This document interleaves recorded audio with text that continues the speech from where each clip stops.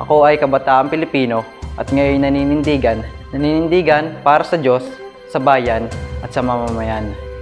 Naninindigan laban sa kahirapan. Wawakasan ko ang gat ng kahirapan ng aking bayan.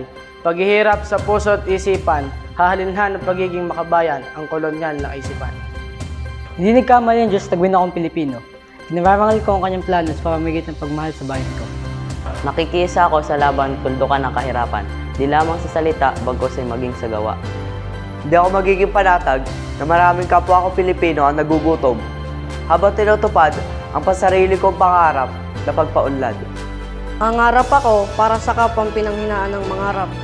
Nangarap ako ng maunlad at nakaong Pilipinas. Pilipinong di lamang tagatangkilik, kundi tagalikha.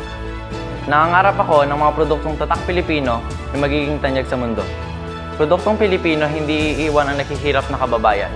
Ako'y lilikha ng kalidad na produktong tatak. Sa pamamagitan ng pagninegosyo, tutuparin ko ang pangarap na ito.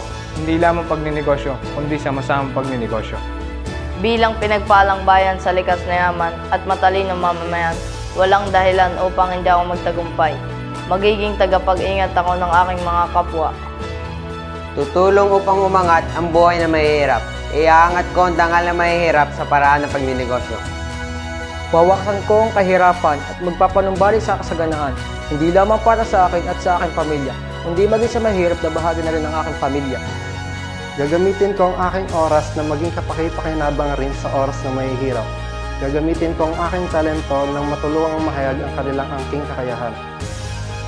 Itataya ako ang aking yaman upang sa mahihirap ay mumunan at sama-sama nating buuin ang kayamanan ng panlahat. Ako ay magiging sunod na economy. Halina't sumama ka!